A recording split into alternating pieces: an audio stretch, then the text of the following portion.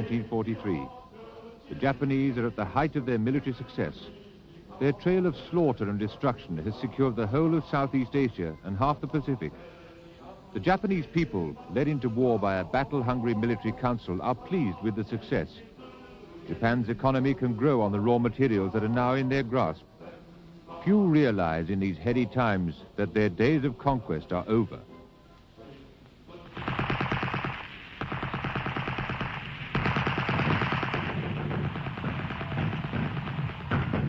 The Americans have already taken Guadalcanal and thus secured their lines of communication across the Pacific. It had been a baptism of fire for the Americans, who had lost 1,600 men in this one landing alone. But the implications for Japan had been worse. The Japanese gamble had failed. The new Japanese empire was not going to be left alone. The United States did not intend to cut its losses. The news of the Japanese conquests had brought about an angry determination in the hearts of all Americans.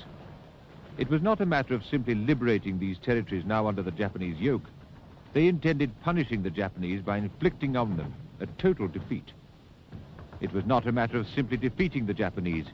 They intended to root out the whole military structure that had begun the Reign of Terror. It was to be total war. And to wage this war, the Americans were prepared to throw in everything they could.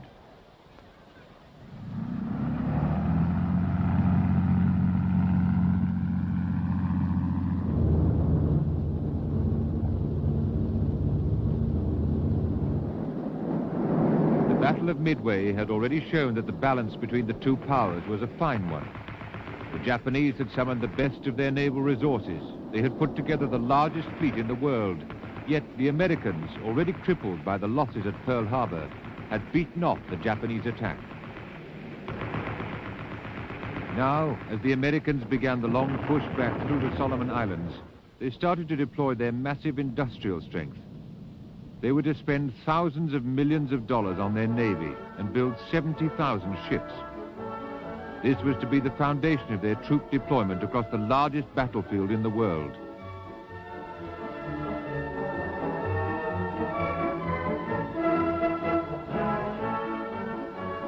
They built over 200,000 planes, 84,000 tanks,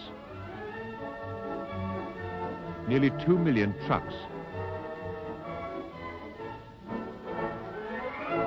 In the 4 years that the Americans were in the war, they manufactured 3 million rifles. They produced over 1 million machine guns, 1 million motors. And before they were finished, they had put over 11 million men into the battlefield.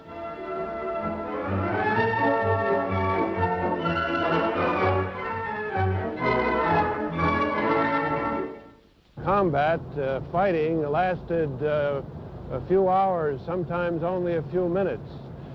Most of our life from month to month was rather boring, just crossing the Pacific, which was not Pacific at all. It was full of tremendous typhoons, which really were more a source of concern to us than the Japanese. These typhoons, which started in the Philippines and went across the Pacific to the Bering Sea, did a great deal of damage, and one struggled for days to stay afloat. I think we lost more destroyers to typhoons than we did to the Japanese submarines. The vast area of the Pacific was too much for one commander alone. It was split into two. General Douglas MacArthur, who had set up his headquarters in Australia after leaving the Philippines, was given command of the southwest Pacific area. MacArthur was to strike northwest to the Philippines. A flamboyant personality, MacArthur operated almost as an independent power. The American chiefs of staff negotiated strategic agreements with him rather than issued him with orders.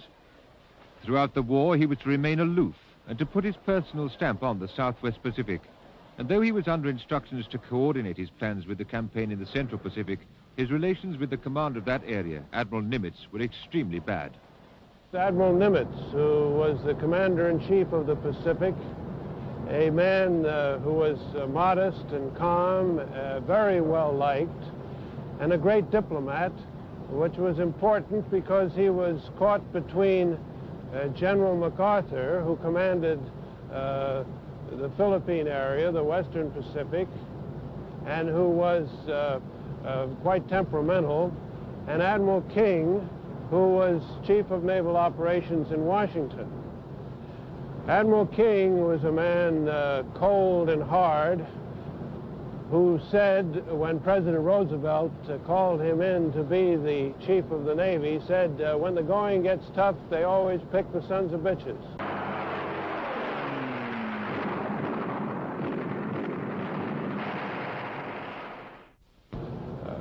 General MacArthur was quite a different man, brilliant, highly susceptible to flattery,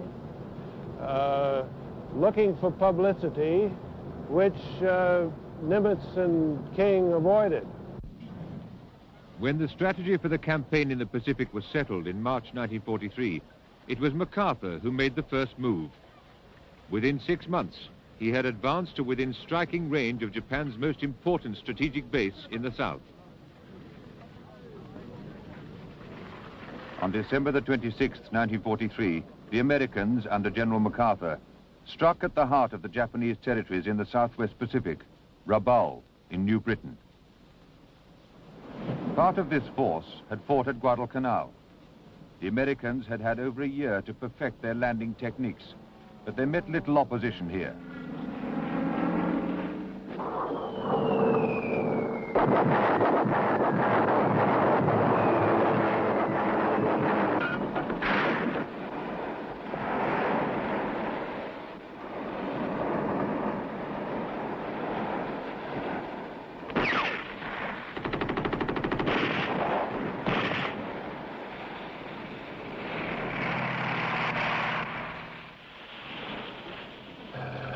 But when they moved inland, the Marines found themselves sinking into thick jungle. The undergrowth, the mosquitoes, the swamps, and the violent tropical rainstorms were harder to overcome than the Japanese.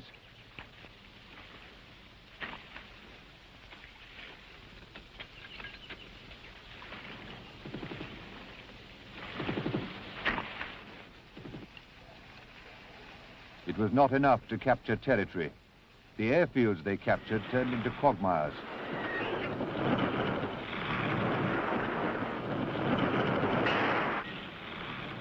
Their air cover was cut. Their wounded could not be flown out. It was to take them 3 months to get a firm grip on New Britain, and Rabaul was bypassed and never taken.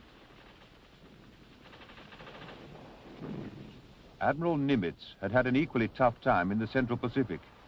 At Tarawa, in the Gilbert Islands, the first step in Nimitz's plan of operations, the Japanese had lined the shores with pillboxes, bunkers, and machine gun emplacements.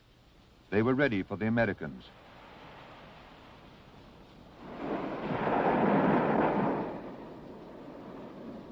But the Americans were ready too, with plans that were to turn Tarawa into the scene of one of the bloodiest battles of the Pacific. They began a constant bombardment of the Japanese positions, but it was not enough. When the Marines landed, they could not get off the beaches.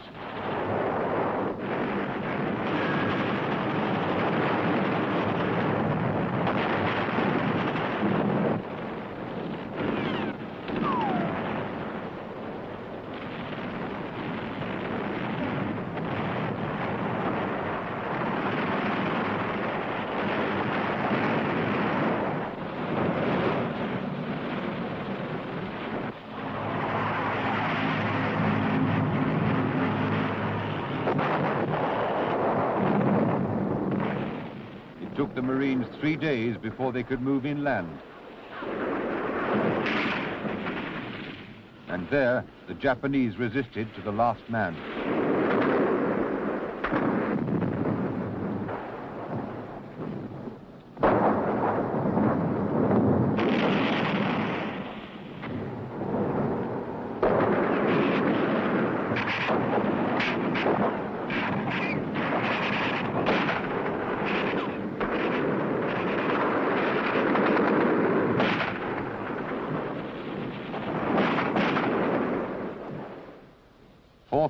Japanese defended Tarawa.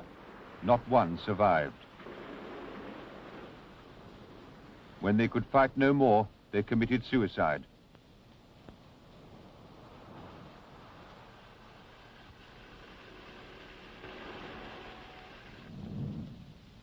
In Japan, the Emperor's birthday parade went on as usual.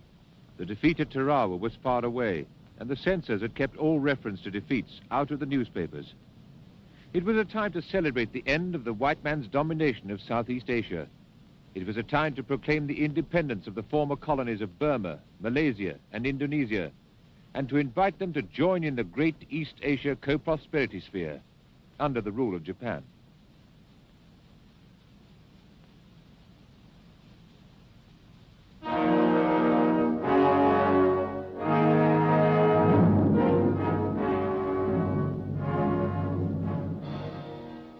The newsreels proclaimed this new empire. Now we have laid the foundations for the future, they said. For generations, the people of Eastern Asia have lived under the domination of the English, the Dutch, and the Americans. Now these people have thrown off the yoke of the oppressors.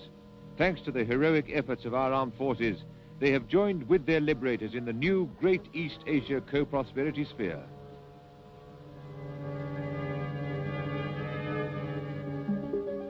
Meanwhile, in China, Chiang Kai-shek was still holding out against the new Great East Asia co-prosperity sphere.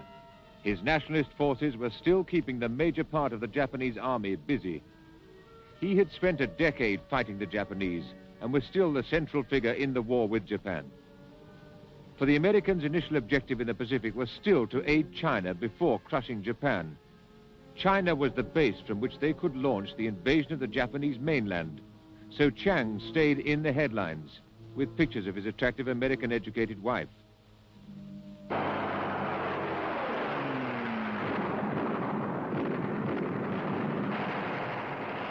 Now that the Japanese had occupied Burma and cut Chiang Kai-shek's last land link with the outside world, the only way his allies could communicate with him was by air from India, over the mountains north of Burma, some of the worst flying country in the world.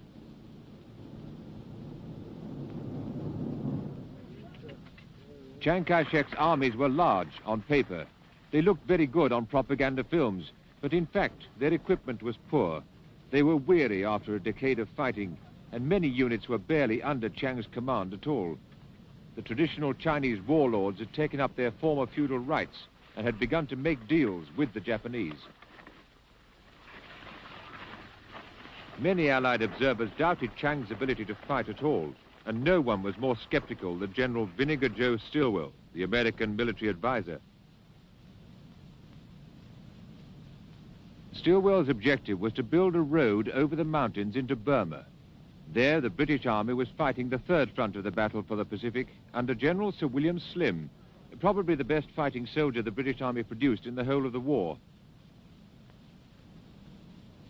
The British operations began in 1943 with commando groups, the Chindits, under Brigadier Ord Wingate.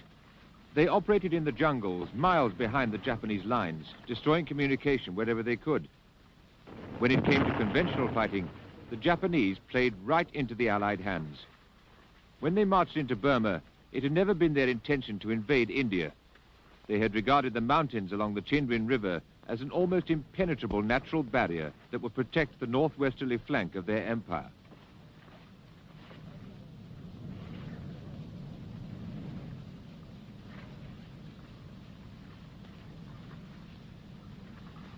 The British guerrilla tactics, however, changed their ideas.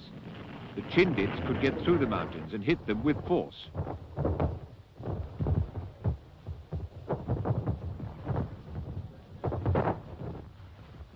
In March 1944, the Japanese decided to attack across the Chinwin, over the mountains into India. It was a fateful decision.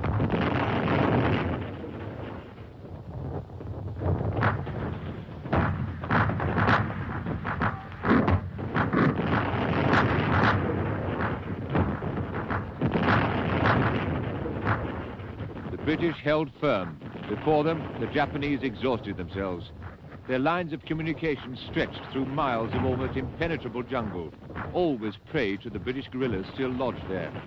Eventually, it was the Japanese who fell back, and then began the Allied advance.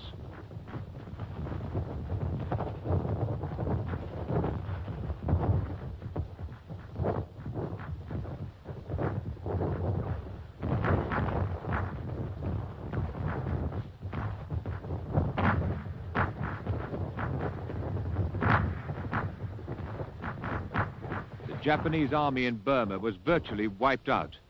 They lost about 53,000 men out of an army of 85,000.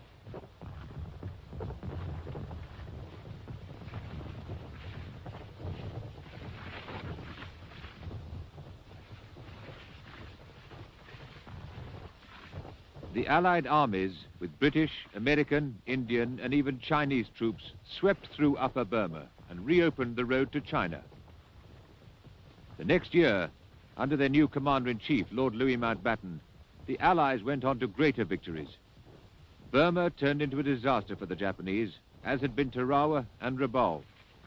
But there had been others by now, so shattering that the Japanese censors could no longer hide the truth. Nimitz in the Central Pacific had reached the Marianas and was ready to strike a death blow to the Japanese carrier fleet. June the 19th, 1944, disastrous day for the Japanese. 300 American fighters took part in the battle, and they were to shoot down as many of the Japanese planes.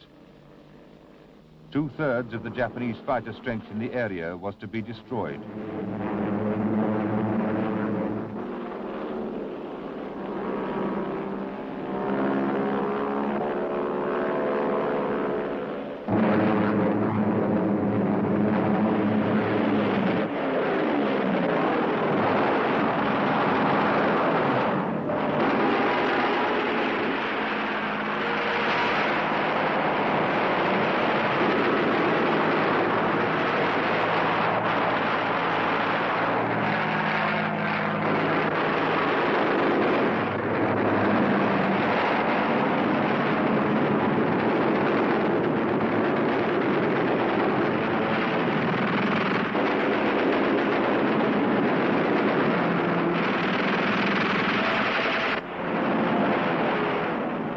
Was, as the Americans said, like clay pigeon shooting.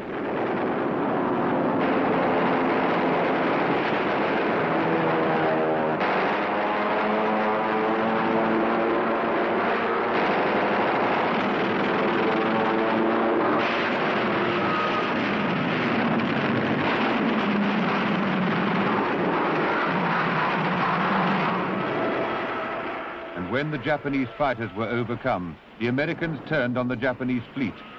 They sank 1 aircraft carrier, damaged 4 others, and put 2 battleships out of action. But they were now 300 miles from their own carriers, tired, short of fuel, some with damaged planes. They were often unable to judge their approaches correctly as evening came on. They had lost 20 in the battle. They were to lose 80 on the return.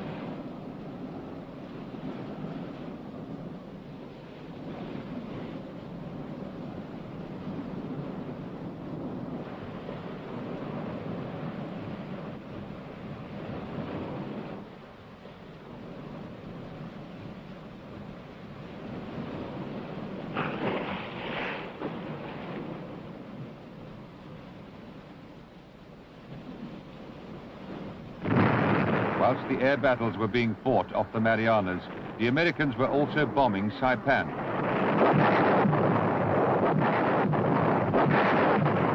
The Marines were meeting the same kind of opposition they had met at Tarawa. It took them over 3 weeks to take this island, only 10 miles wide and 4 miles across.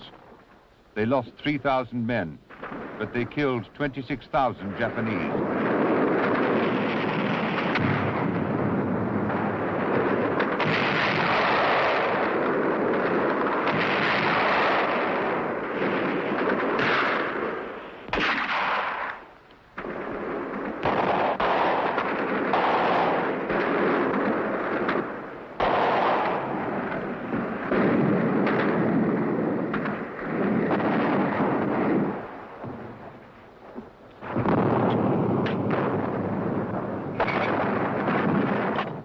The last resistance was in the central mountains.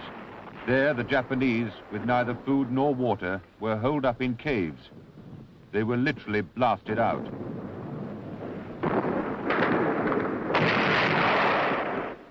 When there was no resistance from the caves, it was because the defenders had saved their last bullets for themselves. Japanese civilians also were holed up in the caves. They too committed suicide.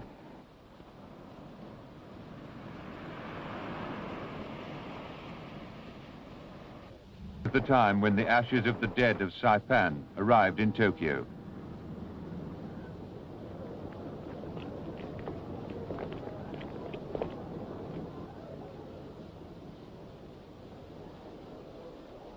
It was a warning of what was to come.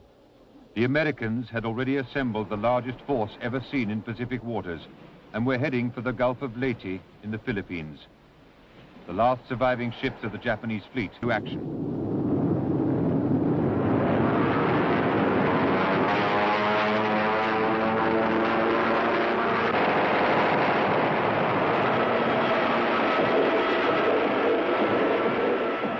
Four carriers were sunk, 1 cruiser, 2 destroyers.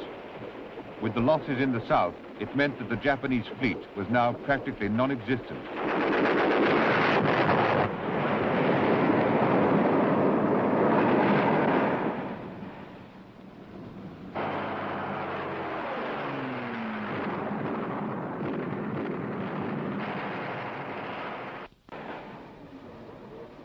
But it was not all as easy as this. In the main island, Luzon, the Japanese held out. Manila, the capital, had to be cleared yard by yard.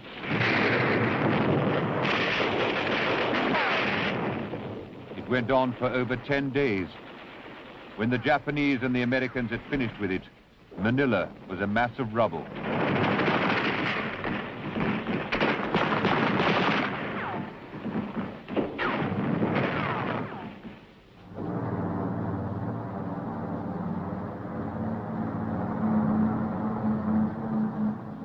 It was almost a year before MacArthur declared the Philippines liberated. It had been a long way back. But MacArthur was not to be first to strike at the Japanese mainland. Super fortresses from the Marianas had been within striking distance since the autumn of 1944. They could carry 6 tons of bombs, and they had a range of 3,000 miles. The B-29s raided Japan every 4 or 5 days from December 1944. There were 60 to 90 bombers in each attack. Their main targets were the industrial areas, the harbors, and aircraft factories. But they were not very successful in hitting these targets. Bad weather and inadequate training meant that many of the bombs fell on civilian areas. The Japanese had no reply to the firepower of the fortresses. The only way they could stop them was to ram them.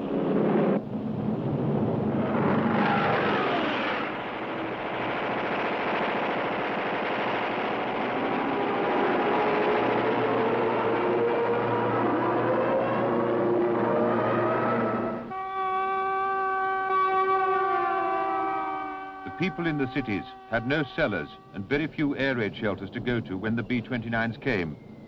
Their wooden houses were no protection against the American bombs. They soon caught fire.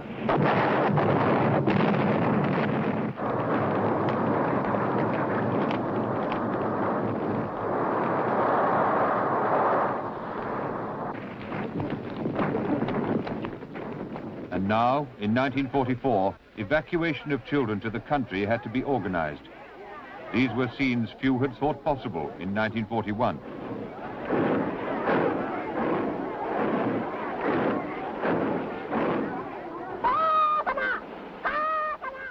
While the children were being organized in their evacuation camps, their parents in the cities were also being organized for the last effort. Every inch of ground was turned over to grow vegetables. Even units of the Army Reserve were detailed to work in the fields. Japan prepared for a long siege.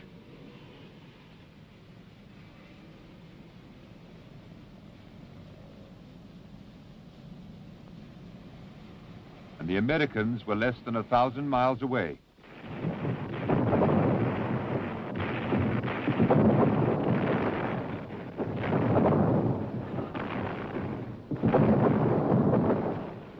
Admiral Nimitz was now preparing to invade Iwo Jima in the Bonin Islands. But at Iwo Jima, the Americans came across defenses even stronger than they had met before. The Japanese had transformed Iwo Jima into an anthill of heavily fortified pillboxes connected by tunnels.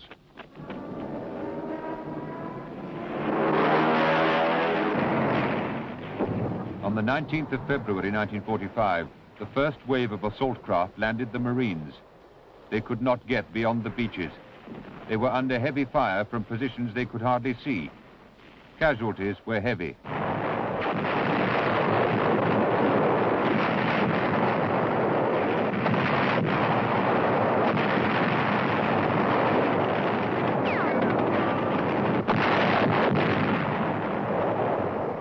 By the end of the first day, they had battered their way to the first pillboxes at the foot of the mountain in the center of the island.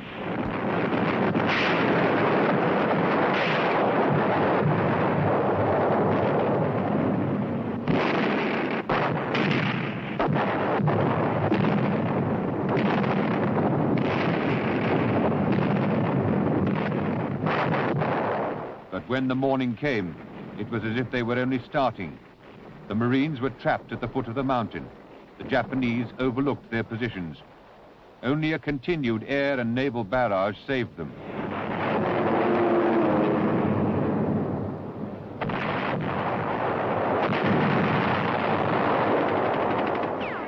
Iwo Jima is 4 miles long, 2¼ miles across.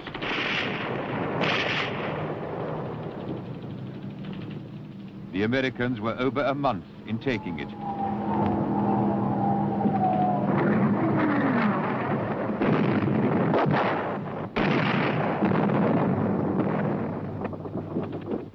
Though they lifted their flag to the top of the central mountain on the 4th day, they were never sure where the next Japanese attack would come from. In the end, it was the sheer weight of their firepower that won Iwo Jima for the United States. But they lost 7,000 men, and the Japanese dead numbered 21,000.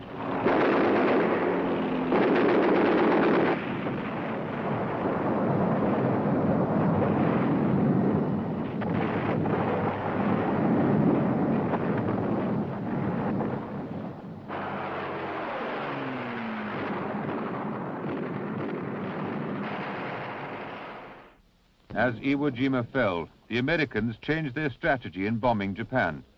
General Curtis LeMay decided to switch from high-altitude bombing to low-flying incendiary raids.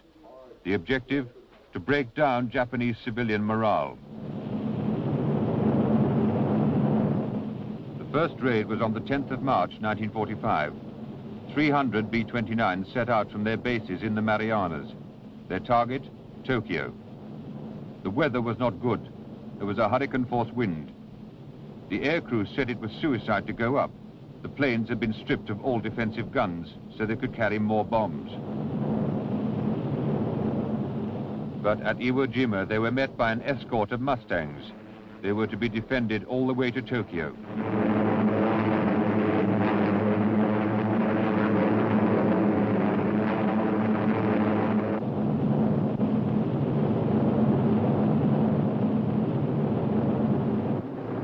The B-29s on the Tokyo raid carried more than 1,600 tons of bombs. mainly clusters of incendiaries and napalm. At midnight, a deluge of fire fell on Tokyo. It lasted for 3 hours.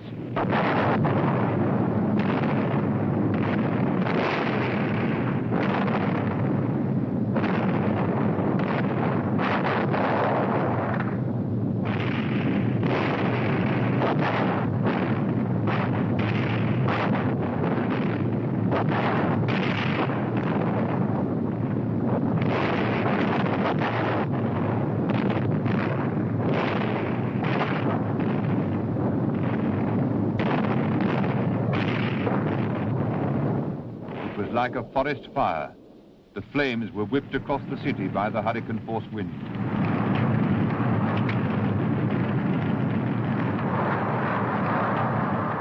There was no shelter from the flames. Anyone who took refuge was burned alive. 72,000 died that night, and by morning nearly half of Tokyo had been burnt out.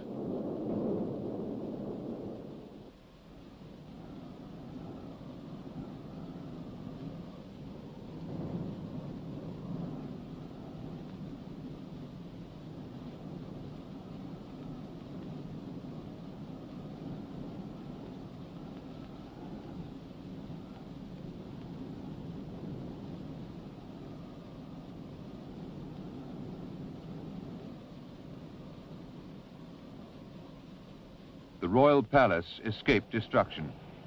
In spite of protests by his staff, the emperor now insisted on seeing the devastation for himself. It was the first time he had used his full power, contrary to his government's wishes. He was appalled by what he saw in Tokyo. Japan could conquer no more. The defense of the country was now the only thought, and a defense that no one could have imagined. For one American battleship, one plane, and one life. The suicide pilots, the kamikazes.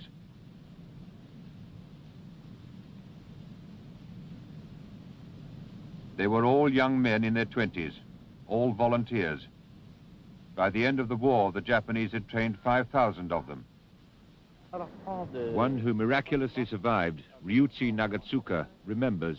The squadron leader called us together at the end of March 1945 and said, "I'll be glad to tell you, but the High Command has asked you to enroll in the kamikazes. It's not a direct order. You are being asked to volunteer. You have 24 hours to decide."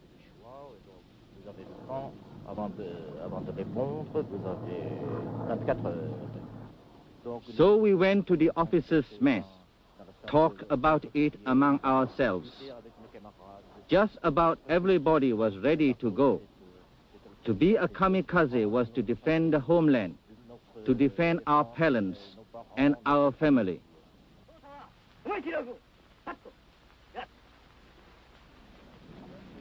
They trained on wooden simulators, for they could not spare the fuel for training in the air. They were taught just two things: how to take off and how to dive. I got into the plane, but then I got down again and touched the soil of my homeland for the last time. I looked at the grass that was growing there, even the grass that was of no use whatsoever, that would stay attached to the soil of Japan, that would survive me, because I was about to die. You cannot possibly imagine just how attached we are to the soil of our homeland. I tried to think of the faces of my parents, of my younger sister, but I couldn't. The emotion of the moment had even blotted out these memories. These young men were the ultimate expression of the dedication of the Japanese people to their nation and their emperor God. Their name, kamikaze, meant divine wind, and they had an aura that was reflected in their song. We go to battle shielded by our divine force. We leave the mountains of our homeland, and as we die, we salute our emperor God.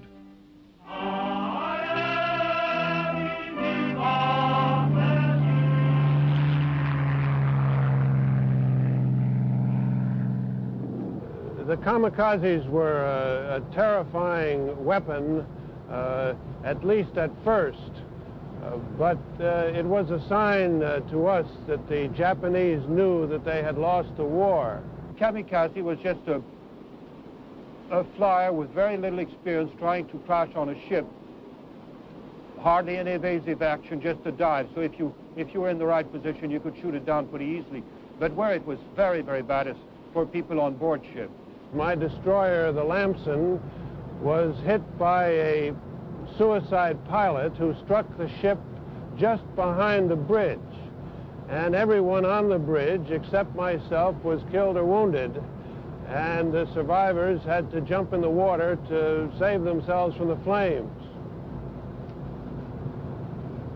In 2 weeks, in our group called a division of eight destroyers, we lost half, either sunk or damaged by the kamikazes.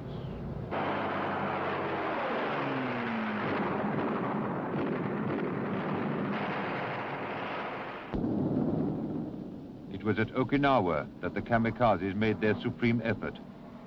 On April the 6th, 1945, 350 of them took on the American invasion fleet. 28 of them got through.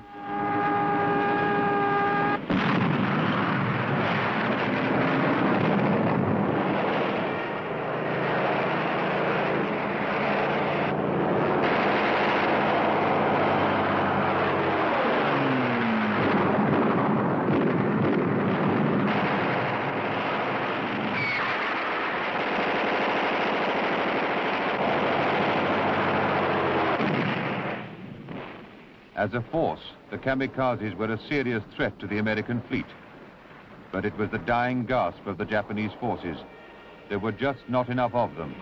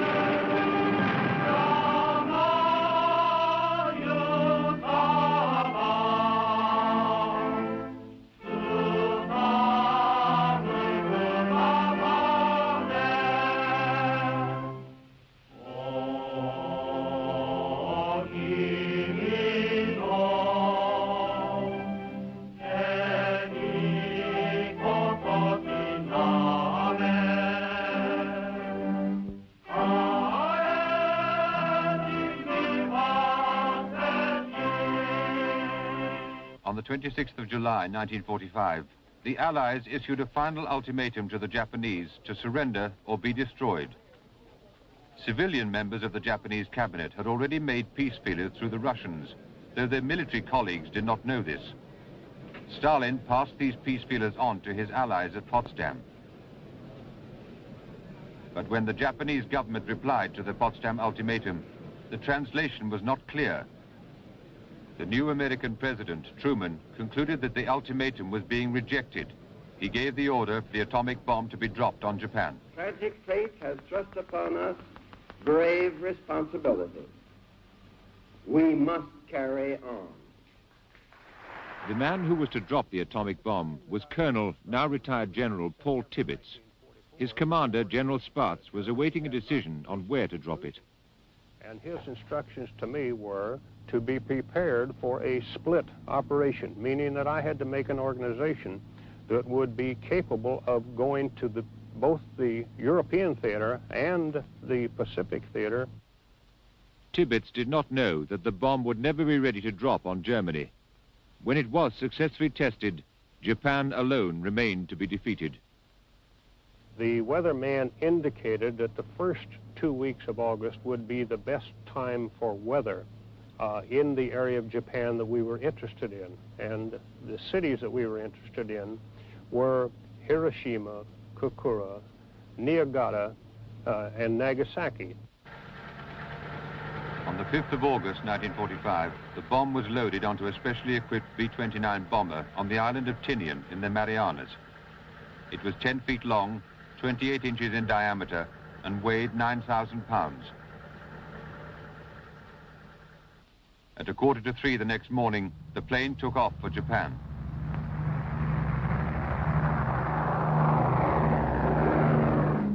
The target selected was Hiroshima, an industrial town of 380,000 inhabitants. The people of Hiroshima had so far been spared American air raids. At 8:15 in the morning of the 6th of August, the atom bomb was dropped. There was a blinding white flash, then a shock wave that lasted about a second, and in that time, 4 square miles of Hiroshima were obliterated.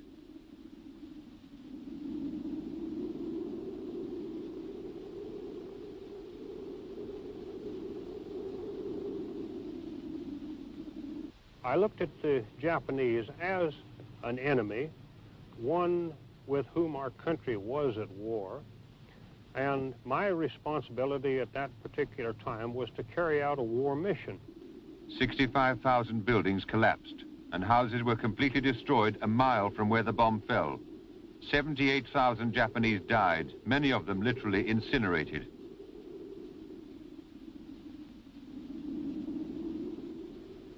"51,000 people were badly injured.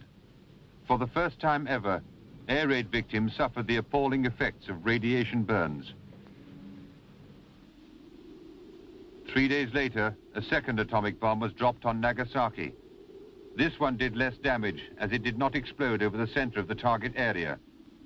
Nevertheless, 24,000 people were killed, and of the 43,000 injured, many were later to die a slow, painful death from the lasting effects of radiation.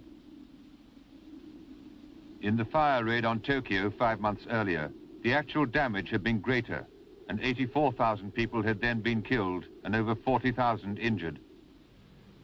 But the injuries of the victims at Hiroshima and Nagasaki were of a new and hideous nature. The psychological effect of the atom bomb on his people was such that the emperor personally made the final decision to end the war. On the 15th of August, the Japanese people heard his voice for the first time. In a radio broadcast, he told them that he was surrendering on their behalf and that the war was over.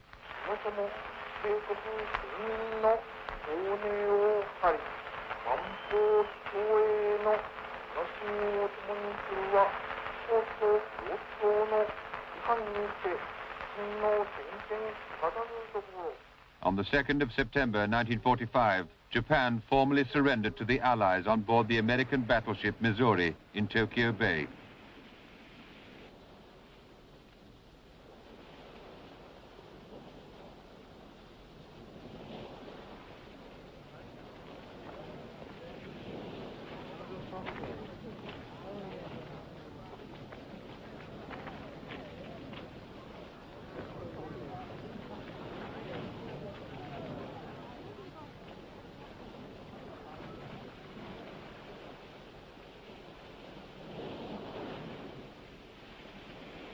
General MacArthur, in charge of the proceedings, called on the Japanese Foreign Minister Shigemitsu to sign the instrument of surrender. I now invite the representatives of the Emperor of Japan and the Japanese government and the Japanese Imperial General Headquarters to sign the instrument of surrender at the places indicated.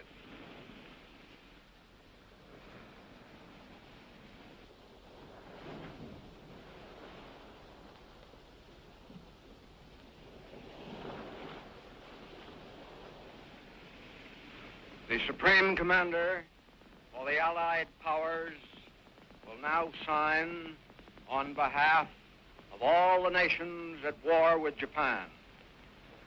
Will General Wainwright and General Percival step forward and accompany me while I sign? Then he too signed on behalf of the Allied Powers.